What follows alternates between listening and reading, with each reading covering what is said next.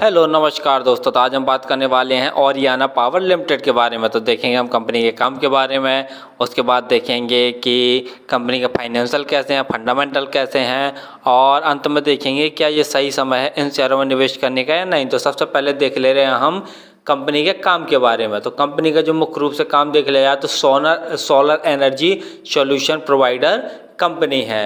और देखा जाए तो ये जो सर्विसेज में देख लिया जाए तो इंजीनियरिंग, कंस्ट्रक्शन और सोलर प्रोजेक्ट, और भी देखा जाए तो बहुत सारी जो सर्विसेज होती हैं ये कंपनी प्रोवाइड करवाती है, वो भी सोलर एनर्जी से रिलेटेड। और जो रूफ टॉप होता है वहाँ पर भी ये देखा जाए तो अपने पैनल लगाती है। ग्राउंड हुआ, माउंटेन हुआ, तो यहाँ पर देखा जाए तो ये अपने जो रूफ टॉप होते हैं सोलर एनर्जी वाले, तो उन्हें यह लगाती है। यानी कंपनी पूर्ण रूप से देख लिया जाए तो सोलर एनर्जी से ही रिलेटेड है। और जो रूफटॉप पे जो सोलर पैनल हुआ उन्हें लगाना, और ग्राउंड फ्लोर पे और ग्राउंड में देख लिया जाए तो और भी जो सरकारी बिल्डिंग्स होती हैं वहाँ पर तो जो सोलर पैनल लगाने का काम है वह यह कंपनी करती है। तो काम तो इसका बहुत बढ़िया है। चलिए अब देख ले रहे हैं हम कंपनी के फंडामेंटल। कंपनी का मार्केट कैप देखते हैं तो 640 करोड़ का कंपनी का मार्केट कैप है, और स्टॉक का पी 57.8 है तथा इंडस्ट्री का भी 43.1 है।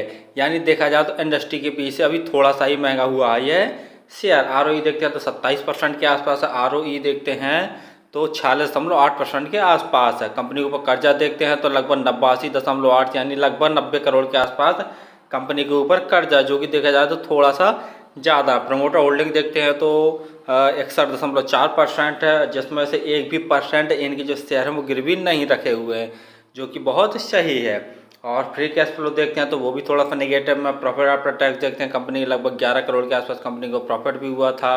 और डीआईआई की होल्डिंग देखे ले रहे तो 3.95% जैसे डीआईआई की होल्डिंग है। और चलिए पिछले कुछ सालों का रिजल्ट उठा के देखे ले रहे हैं तो जैसे यहाँ नेट सेल्स देख रहे हैं 2020 में कंपनी को लगभग 21 करोड़ का प्रॉफिट नेट सेल्स थी।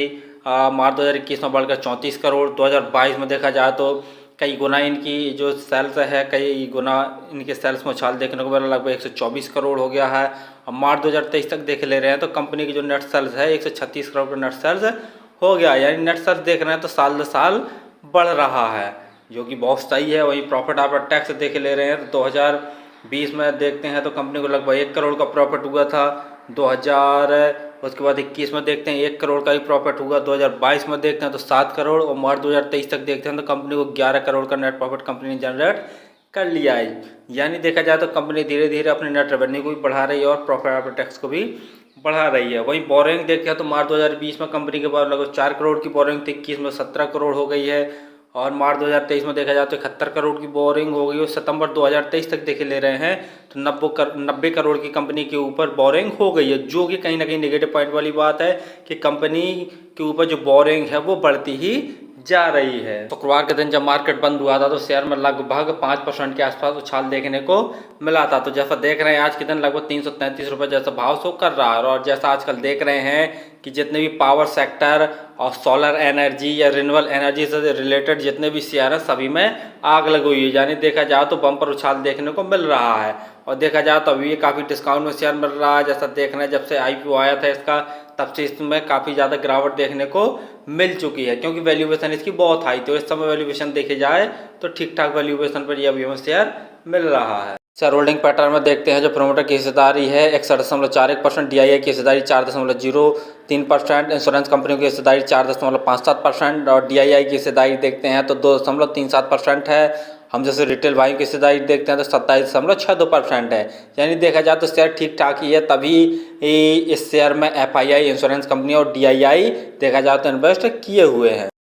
कंपनी देख लिया जाए तो 70 से ज़्यादा प्रोजेक्टों पर काम कर चुकी है, जिसमें से देख लिया जाए तो 100 मेगावाट के जो प्रोजेक्ट हैं वह कंपनी पूरे कर चुकी है। और जो 200 मेगावाट के प्रोजेक्ट हैं उन पर अभी अंडर कंस्ट्रक्शन का काम चल रहा है। यानी अभी कंपनी के पास देख लिया जाए तो काफ़ी सारा काम पड़ा हुआ है और इसके पास काम आता रहता है, तो कंपनी तो ठीक है। और बता ही दिया है कि जो solar energy solution provider company है, यानी सोलर एनर्जी से रिलेटेड कंपनी है और फ्यूचर में इसकी बहुत ज़्यादा डिमांड रहने वाली है।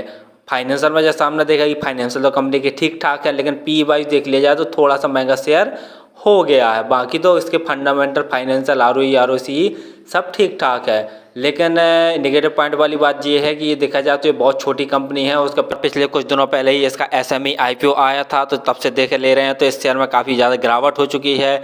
और एक और नेगेटिव पॉइंट वाली बात देख ले रहे हैं कि यदि आप इसमें इन्वेस्ट करना चाहते हैं तो कम से कम आपको 1 लाख रुपए से ज़्यादा आपको इसमें इन्वेस्ट करने पड़ेंगे, क्योंकि पूरा 1 लॉट अप्लाई करना पड़ेगा। और 1 लॉट में लगभग आपको 1 लाख से ज़्यादा रुपए खर्च करने पड़ेंगे। और दूसरा देख ले रहे हैं कि जो ये शेयर होते हैं इनमें लिक्विडिटी बहुत कम होती है, जैसा कि जो बाई करने वाले और सेल करने वाले हैं वो बहुत कम रहते हैं।